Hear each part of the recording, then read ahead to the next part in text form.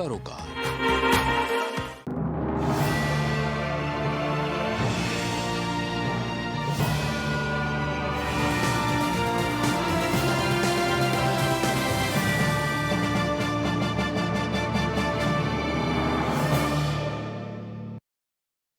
नमस्कार, आप देख रहे हैं प्राइम टीवी और मैं हूं आपके साथ मुस्कान उस्मानी। बुलेटिन की शुरुआत बड़ी खबर से होगी, जहां कुशीनगर में तीन मासूम बच्चों की मौत से हड़कंप मच गया है।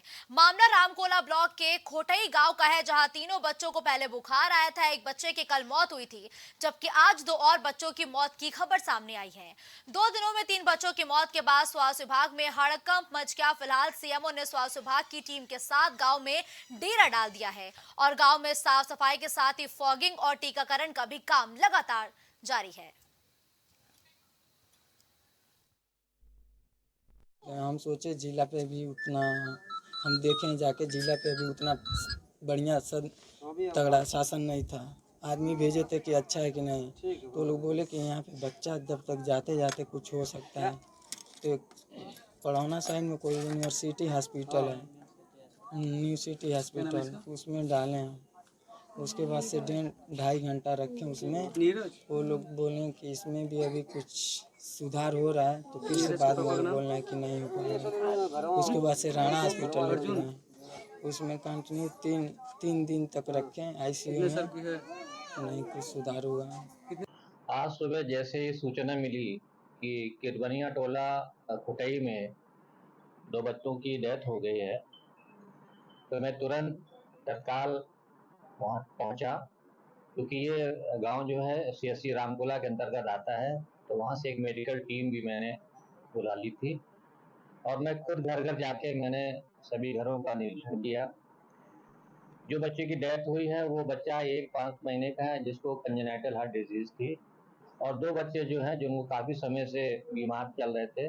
मृत्यु का सही कारण नहीं पता लग सका है, लेकिन फिर भी एहतियातन मैंने गांव में पूरी एक कैंप टीम लगा दी है और सभी घर घर जो है, जो भी मरीज हैं उनकी सबकी जांच करा के और निरंतर कार्रवाई के तौर पर साफ सफाई या उछले हैंड टाइम में वहाँ पे उनको पानी पीने के लिए क्लोरीन की टैबलेट, ओआरएस के पैकेट और मरीज की खून की जांच आज वगैरह कराई है। इस खबर पर ज्यादा जानकारी के लिए ज्ञानेश्वर हमारे साथ इस वक्त फोन लाइन पर जुड़ चुके हैं। ज्ञानेश्वर, देखिए, 3 बच्चों को पहले बुखार आता है, फिर तीनों ही बच्चों की मौत हो जाती है। इस पूरे जो तीनों बच्चों की मौत हुई है, इसकी वजह क्या बताई गई है? आपको बता दूं, ये कुशीनगर जनपद के रामकोला ब्लॉक के खोटही गांव के किरवनिया टोले का मामला है, जहां पिछले 3 दिनों से 3 मासूमों की मौत से हड़कंप मच गया। वहीं 3 बच्चों को पहले बुखार आता है और एक बच्चे की कल मौत हुई थी, जबकि 2 बच्चों की आज मौत हो गई है। दो दिनों में 3 बच्चों की मौत के बाद स्वास्थ्य विभाग में हड़कंप मच गया। वहीं सीएमओ डॉक्टर सुरेश पटारिया ने स्वास्थ्य विभाग की टीम के साथ गाँव में डेरा डाल दिया तथा स्वास्थ्य विभाग की टीम ने गाँव में साफ सफाई, फॉगिंग कराकर और टीकाकरण का कार्य शुरू कर दिया। सीएमओ सुरेश पटारिया ने बताया कि 2 दिनों में 3 बच्चों की मौत हुई है। स्वास्थ्य विभाग की टीम गांव में कैंप कर रही है और बच्चों की मौत के कारणों की जांच की जा रही है। ठीक है ज्ञानेश्वर, देखिए, 3 बच्चों की मौत से हड़कंप तो मच गया है, स्वास्थ्य विभाग भी सक्रिय हो चुका है, गांव में खुद डेरा डाल चुका है स्वास्थ्य विभाग। तो क्या सभी ग्रामीणों के सैंपल्स लिए जा रहे हैं क्या? जी, वहीं आपको बता दें कि जो ग्रामीण हैं, ग्रामीणों के इलाज किए जा रहे हैं तथा दवाइयां भी दी जा रही हैं तथा फॉगिंग भी कराया जा रहा है। वहीं साफ सफाई पर पूरा जोर दिया जा रहा है तथा ग्रामीणों को यह बताया जा रहा है कि साफ सफाई से रहना चाहिए तथा बुखार आने पर सीधे अपने सीएससी हॉस्पिटल जा करके, नजदीकी स्वास्थ्य केंद्र पर जाकर के जांच करानी चाहिए और दवा लेनी चाहिए। जी ठीक है, धन्यवाद ज्ञानेश्वर इस खबर पर हमारे साथ जुड़ने के लिए।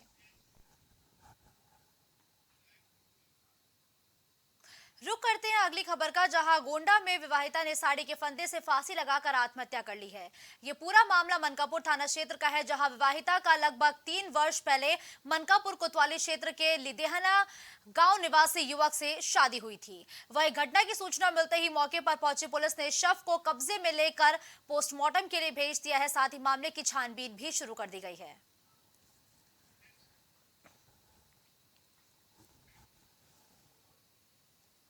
अब खबर खबर रायबरेली से है, जहां दबंगों का खुलेआम आतंक देखने को मिल रहा है।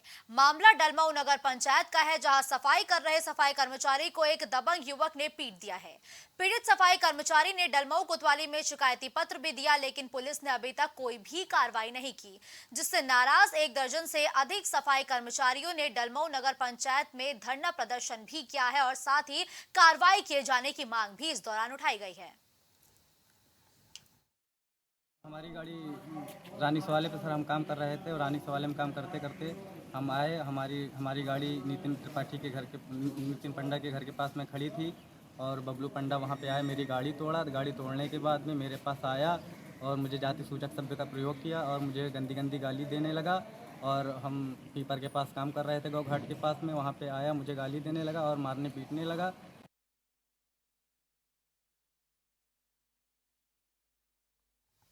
अगली खबर रायबरेली से है, जहां भाजपा के पूर्व विधायक गंगा सिंह चौहान ने जन आंदोलन छेड़ दिया है। आपको बता दें कि आरक्षण और SC/ST आयोग के विरोध में उन्होंने कहा कि संविधान निर्माता ने आरक्षण को 10 वर्ष के लिए ही लागू किया था। अब समझ में समानता का माहौल है। आर्थिक आधार पर आरक्षण लागू होना चाहिए, वो फिर चाहे जिस भी जाति का व्यक्ति क्यों ना हो। उन्होंने दिल्ली में 28 अक्टूबर को होने वाली आरक्षण विरोधी रैली में रायबरेली से लोगों को पहुंचने का भी आह्वान किया है।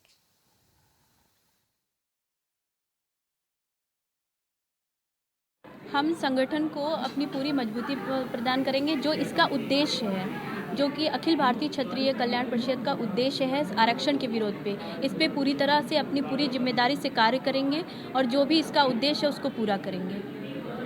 और जो जिम्मेदारी हमें दी गई है महिला जिलाध्यक्ष की, उसको मैं पूर्ण रूप से निभाऊंगी और अपने संगठन से हमारे जितने भी हमारे आज नए जिलाध्यक्ष चुने गए हैं, रमेश जी, इनका भी राजेश जी, इनको भी मैं जानती हूँ, ये भी हमारे साथ पूरी तरह से कार्य करेंगे और हमें विश्वास है कि सरकार हमारी मांगों को पूरा करेंगे। फिर आप सब भी देश के चौथा स्तंभ है, आपके माध्यम से हमारी बात सरकार तक पहुँचेगी और मुझे पूरा विश्वास है कि हमारी मांगें पूरी होंगी। आरक्षण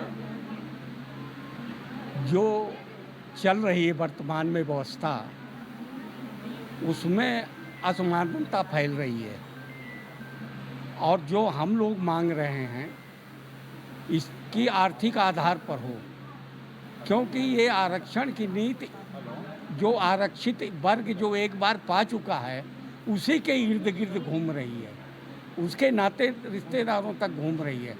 सामान्य लोगों को इसका लाभ नहीं मिल रहा है और जाति भेदभाव अलग से फैल रहा है।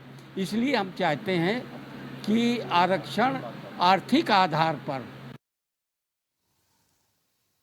खबर संभल से है, जहां नायब तहसीलदार की गाड़ी पर खनन माफियाओं ने हमला बोल दिया।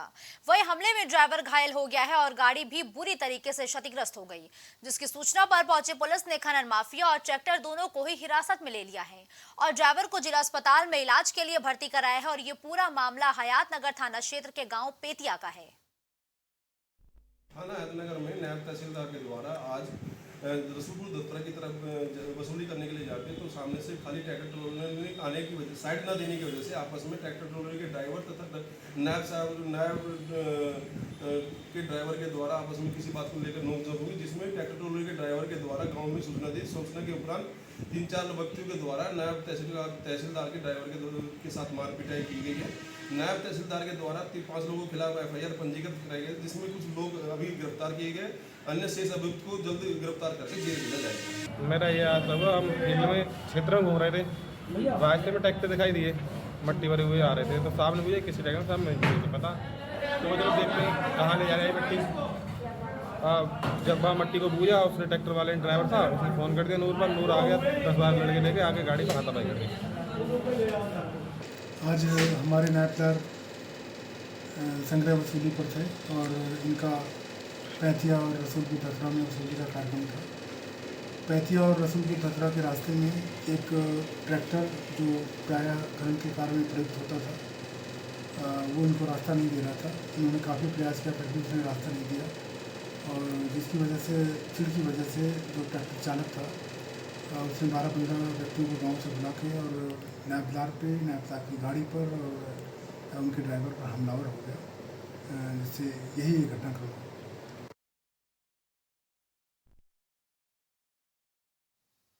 खबर प्रयागराज से है, जहां सराय ममरेज थाना क्षेत्र की महिला ने चौकी इंचार्ज जंगई सुधीर पांडे पर दुष्कर्म का आरोप लगाया था। मामले की शिकायत दलित महिला ने डीसीपी गंगानगर से की थी, जिसमें डीसीपी गंगानगर के आदेश पर आरोपी चौकी इंचार्ज सुधीर पांडे समेत 3 लोगों पर मुकदमा दर्ज किया गया है। हालांकि चौकी इंचार्ज जंगई को तत्काल प्रभाव से जंगई चौकी से हटा दिया गया। आगे जांच रिपोर्ट के आधार पर कार्रवाई किए जाने की बात कही गई है। सवेरे एक सोशल मीडिया पर ट्वीट आया था। उस ट्वीट के बारे में जब संज्ञान में आया तो तत्काल एसीपी हंडिया साहब को जांच दी गई। मौके पर जाकर उन्होंने जांच की। जांच करने के बाद उन्होंने तथ्यात्मक रिपोर्ट प्रेषित कर दी है और थाना चौकी प्रभारी की संलिप्तता अगर पाई जाती है उसमें तो उसको तुरंत उसको निलंबन की कार्रवाई करते हुए और तथ्यों के आधार पर अग्रेतर वैधानिक कार्रवाई की जाएगी। चौकी इंचार्ज को वहां से हटाना इसलिए आवश्यक है क्योंकि ये घटना उन्हीं की चौकी क्षेत्र में होना बताया जा रहा है, विवेचना को न प्रभावित करे, इसलिए उनको वहां से हटाना आवश्यक है। और भी पुलिसकर्मी क्या इसमें दोषी? जैसी रिपोर्ट आएगी उसी रिपोर्ट के आधार पर उनके विरुद्ध कार्रवाई किया जाना सुनिश्चित किया जाएगा। खबर जनपद गोंडा से है, जहां 3 तलाक की शिकार हुई महिला को पति ने 3 तलाक देकर घर से भगा दिया। आपको बता दें कि दहेज की प्रताड़ना से महिला परेशान थी और अब उससे पति ने तलाक दे दिया है। पीड़िता की शादी साल 2019 में हुई थी और शादी के चंद सालों बाद से पीड़िता को पति दहेज के लिए लगातार परेशान कर रहा था। फिलहाल तलाक के मामले को लेकर पीड़िता ने एसपी से न्याय की गुहार लगाई है। हमें हमारे पति ने 3 तलाक देकर भगा दिया है घर से और मतलब दहेज की मांग कर रहे थे। दहेज में सब कुछ दिया भी गया था, सब कुछ था। उसके बाद भी मतलब दहेज की और मांग होती रही, पैसे मांगते रहे और नहीं हुआ, इसलिए हमें 3 तलाक देकर हमें भगा दिया गया। और मेरी एक बिटिया भी है 3 साल की, उसका मतलब कह रहे थे कि तलाक देने के बाद बोला था कि जब अपना खेत बेचेंगे तो 4 हिस्सा उसमें लगाएंगे, वो भी देने से इनकार कर रहे हैं। अब खबर झांसी से है, जहां मोट कोतवाली में गणेश विसर्जन करके आ रहे लोगों पर कुछ लोगों ने हमला कर दिया। वही घटना में शिकायतकर्ता का आरोप है कि दबंगों ने दहशतगर्दी दिखाते हुए लाठी डंडों और पत्थरों से उन पर जमकर हमला किया, जिसमें कई लोग घायल भी हो गए हैं। फिलहाल पीड़ित ने पुलिस से न्याय की गुहार लगाई है। जी सर, ऐसा हुआ है कि हम लोग गणपति बाबा ले गए थे दर्शन करने, वहाँ से वापसी आ रहे थे तो अटरिया और कुम्हारा वालों में लड़ाई हुई है और हम लोगों का ट्रैक्टर उन्होंने वापसी में रोक लिया, कुम्हार वालों ने। तो हमारे वहाँ कुछ बच्चे थे और कुछ बड़े भी थे, तो उन लोगों ने हम लोगों को मतलब मारा। मतलब हमारा कोई मैटर नहीं था उसमें, फिर भी हम लोगों ने मारा है। कितने लोग थे और किस चीज़ से हमला किया? पत्थर थे, कुछ डंडे थे, सब ऐसे सब लोग लिए थे। तो पत्थर भी चलाए ट्रैक्टर पे हम लोगों पे और कुछ लोगों को चोट भी आई है। कितने लोग लगा मारने वाले? कम मारने वाले जो करीब 15-20 ऐसे लोग थे शायद। अलीगढ़ में स्मार्ट सिटी के नाम पर महज खानापूर्ति करने के मामले हर रोज सामने आ रहे हैं, जिसको लेकर पार्षदों का गुस्सा पनपता हुआ भी नजर आ रहा है। आपको बता दें कि आज भी अलीगढ़ में पार्षदों ने नगर आयुक्त कार्यालय पर जमकर हंगामा करते हुए प्रदर्शन किया और पार्षदों का साफ तौर पर कहना है कि आगामी त्योहार नजदीक है, लेकिन नगर निगम ने अभी तक शहर में साफ सफाई तक नहीं कराई है, जिसके चलते जगह जगह गंदगी के अंबार लगे हुए नजर आ रहे हैं। सब आज इलेक्शन हुए, कम से कम शपथ लिए हुए 5 महीने करीब हो गए शपथ लिए हुए। 5 महीने से हर पार्षद ने कम से कम 100 लेटर दे चुके हैं अपने अपने वार्डों की समस्याओं का। आज हमारा एक ही एजेंडा था, हम सभी पार्षद इकट्ठे होकर एक मिनिमम प्रोग्राम बनाया जो हमारे सभी वार्डों की प्रॉब्लम है। 14 मांगे उठाई हैं, जैसे सफाई से लेके पानी की समस्या हो, लाइट की समस्या हो, और वार्डों में सफाई कर्मचारी नहीं है, पुलियाँ टूटी पड़ी हैं, नाली टूटी पड़ी हैं। इन सभी समस्याओं को लेकर आज हमने नगर निगम का घेराव किया था, जिसमें कुछ अधिकारियों ने हम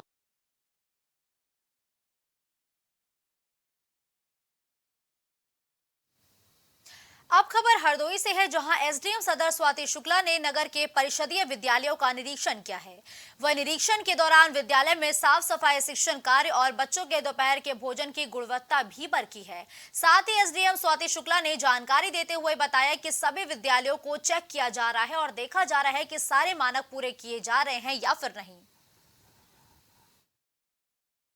इसमें विद्यालयों को चेक करके देखा जा रहा है कि क्या सारे मानक पूरे किए जा रहे हैं, बच्चों की ठीक से पढ़ाई हो रही है कि नहीं, खाने इत्यादि की व्यवस्था प्रॉपर है कि नहीं, मानक है तो पूरे हो रहे हैं कि नहीं, उसके लिए निरीक्षण किया गया। जो थोड़ी बहुत चीजें पाई गई वो बता दिया गया है, बाकी अभी तक ठीक पाया गया। कुछ बच्चे स्कूल ड्रेस में नहीं पाए गए हैं, उसके लिए मैंने बात की तो खाते में उनके पैसे गए हैं। मैंने टीचर से बात करके कहा है उनके पेरेंट्स को मोटिवेट करके और उनके लिए स्कूल ड्रेस बनवाएं।